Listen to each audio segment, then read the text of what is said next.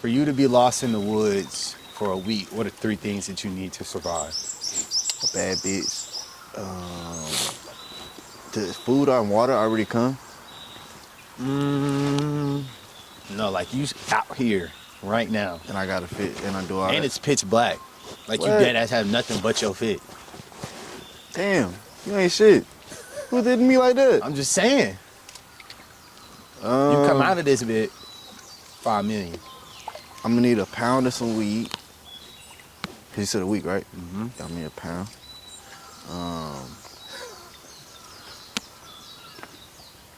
Give me a knife and a bad bitch. I'm good. I can survive for 7 days for sure. Now, question though, how are you gonna light the weed? I'm gonna start a fire with the knife. I'm gonna get a knife. What you gonna roll with, a leaf? Literally? That was deep. That was deep.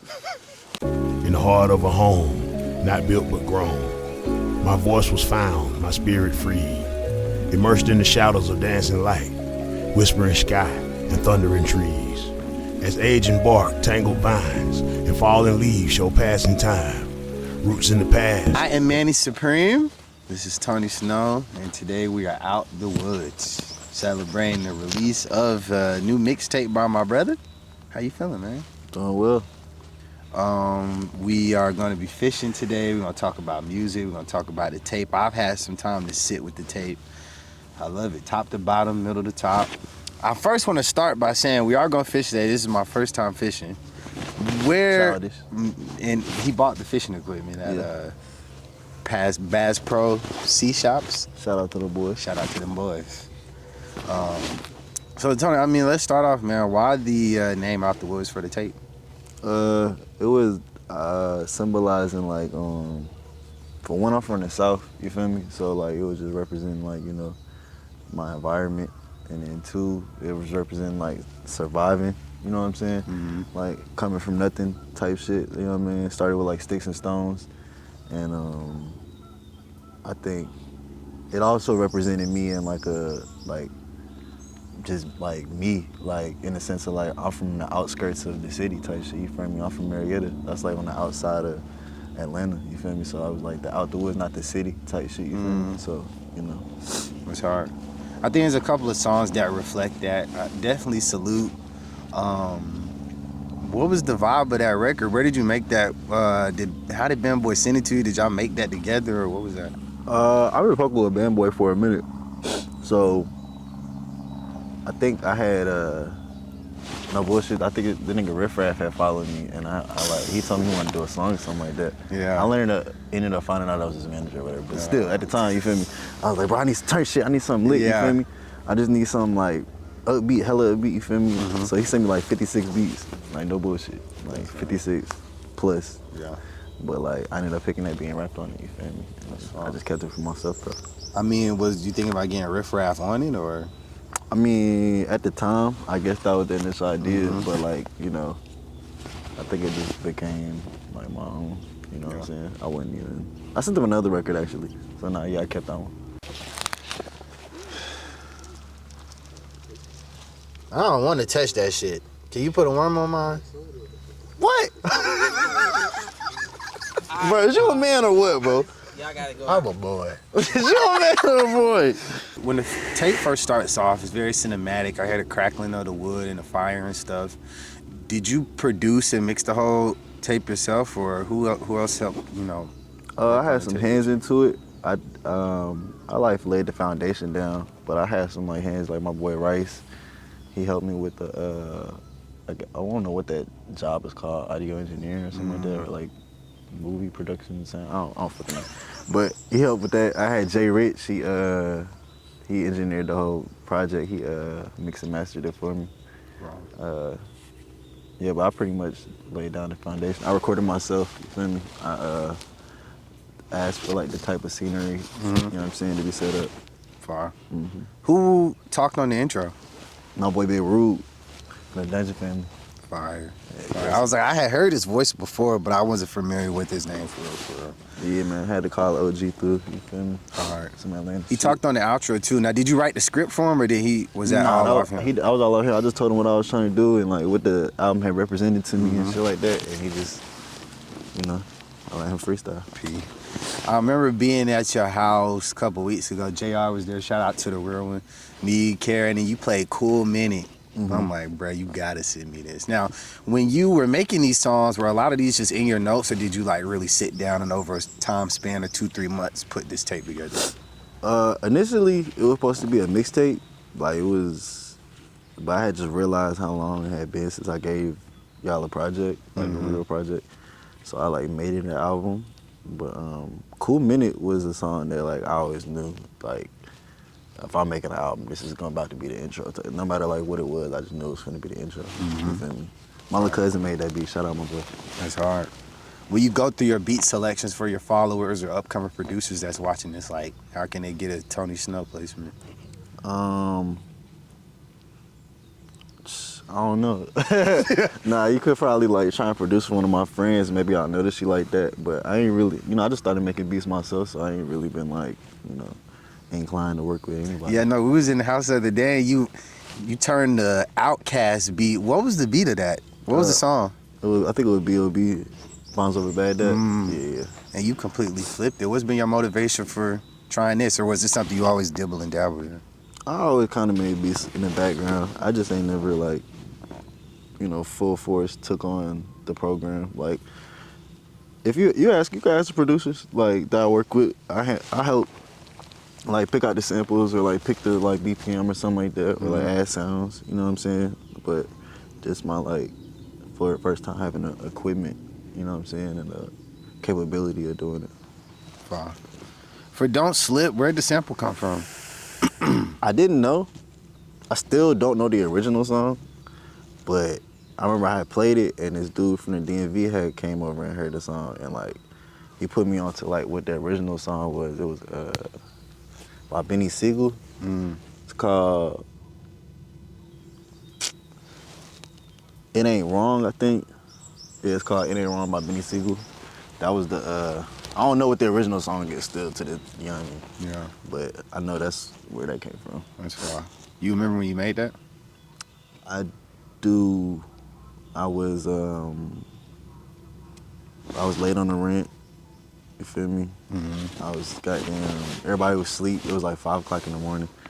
No, it wasn't 5. It was like 3. It was like 3:50 or some shit like that. But I was just writing, like just hungry. Like literally, I was just hungry. Like everything was closed. Isn't that the worst thing about being in there? Yeah. And we talk about that when we're in New York, like, or other places. Like, man, it's 8 o'clock in the morning. Or I mean, we 6 got o'clock. shit open, but it's like not quality a restaurant. food. In New Like, York, you get a yeah. 5-star meal at 4 a.m. Yeah. Crazy. Is Atlanta a place you think you would like continue to reside here with your family, or you think the Eskimo will move somewhere else? We were just talking about that. Like, as we was passing up through these seeing houses and shit like that. I don't even know how I live in Atlanta. Like, feel me? I don't know if I'll leave. Might like go visit somewhere else. Might move mama somewhere else or something like that. Yeah. But I don't know if I'll leave type shit. I fuck with Atlanta. How so? Like, I just love the people here. Like, I love the energy. Like, it's just, like, I feel like home. It don't, like, when I go to other places, I'm definitely feeling like I'm visiting. You feel what I'm saying?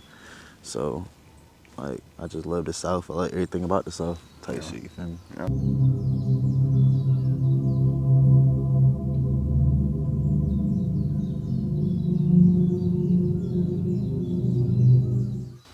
We made it to the part of the interview where you're gonna teach me how to fish. I've never fished before a day in my life.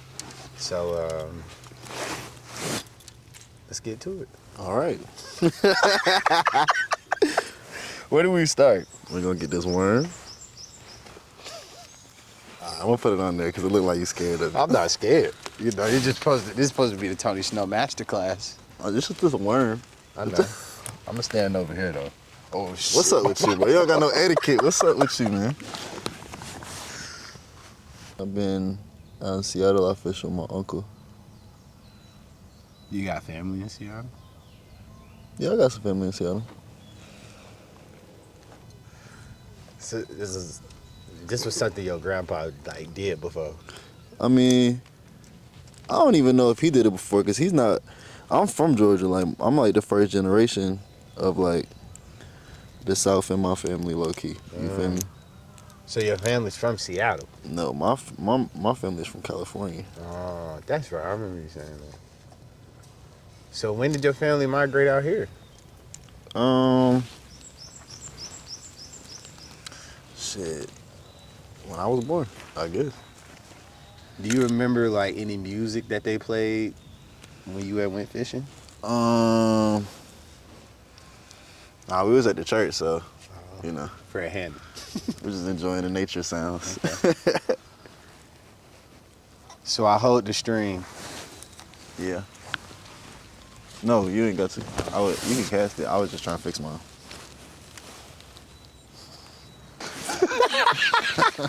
That's what I'm saying. I think we gotta get it longer, bruh. Nah, bro. Pause. Gotta let it fly. You never seen the Goofy movie? Yeah? Let it fly. I always fall asleep once he's like start liking But stop having your shit so low, bro. You gonna hit me, bro. I'm mad. Like, that's not doing nothing. That's what I'm trying to tell you, bro. They out there though. No, bro. I'm getting the same distance you're going. Mine's way lower though. I mean, way up higher. Look. Wait, my shit fell off. Your shit fell off? Yeah, my whole fishing hook.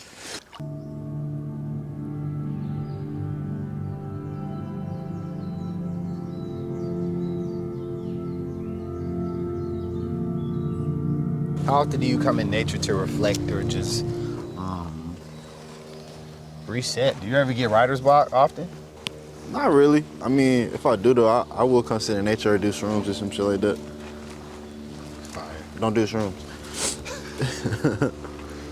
What would you say has been like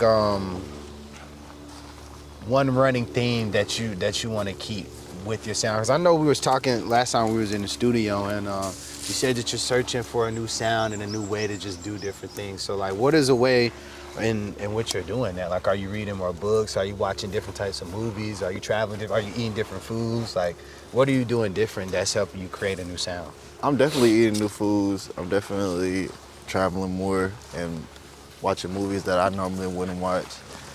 I've been recently making beats, and like that's just been making it. It's been easier to be original, like make my own beats type thing. You feel me? Yeah. So, you know, I just been dabbling in that, trying just new stuff in music. Like, you not engineering myself. You know what I'm saying? Like letting somebody else record me. Yeah. Just trying different things with the process.